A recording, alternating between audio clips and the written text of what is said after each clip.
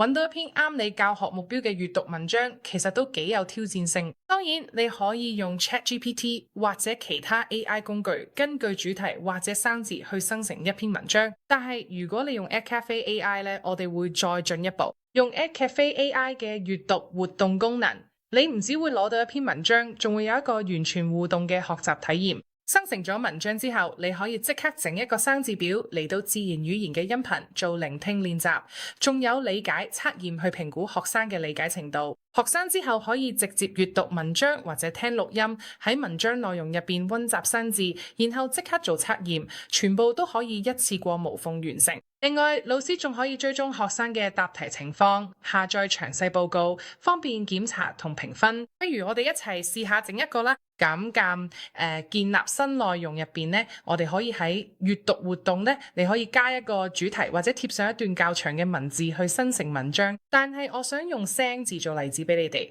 因為要將咁多聲字全部自然咁放入一篇文章，其實都幾有挑戰。咁我哋而家就貼咗聲字落去，之後你仲可以加咗額外指示。呢啲額外指示就係關於你學生嘅少少資料，佢哋對無聲字母有冇困難，我哋想 AI 幫我哋標示出有冇聲字母嘅生字，仲要確保全部生字都用晒。當然，你可以睇翻學生嘅程度，亦都可以按需要轉換輸出語言，之後就可以去生成呢個活動啦。咁樣就可以提供一段有意義嘅文章，幫學生喺語境入邊學嘅生字，提升咗佢哋嘅學術語言能力，仲可以減少你揾合適閱讀材料同埋文章嘅時間。當段文章整好之後，你就可以加埋音頻落去。我哋有好多唔同嘅聲音可以嘅，仲有唔同口音，視乎你用咩語言。你可以快啲預覽一下。人生就好似一盒朱古力咁。之後呢，你就可以去生成呢，佢嗰段音頻就會喺度等你分享俾學生之後呢，佢哋可以聽。咁我哋分享俾學生之前呢，不如加埋啲生字落去啦。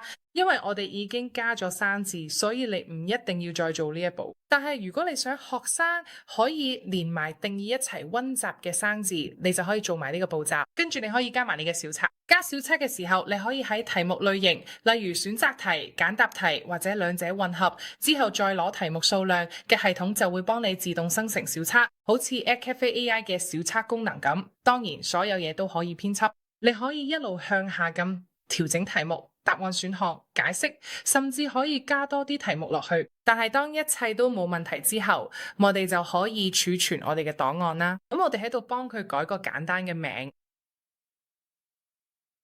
將佢儲存落你嘅資料庫。咁樣我哋而家就可以同學生分享呢個檔案啦。咁呢個指派分頁，學生可以掃描個 QR code， 或者你可以複製條連結，用嗰個方法同佢哋分享。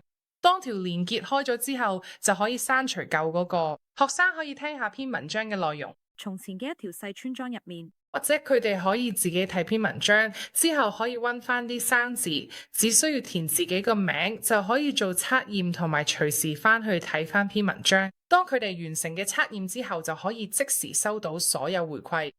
咁你可以見到佢哋喺度收到回饋，有正確率%，仲可以重溫所有解釋。好似呢，我頭先講翻去老師嗰邊呢，你可以一次過攞晒所有學生嘅回應，咁樣你就可以追蹤成班學生嘅進度，或者逐個學生嚟嘅。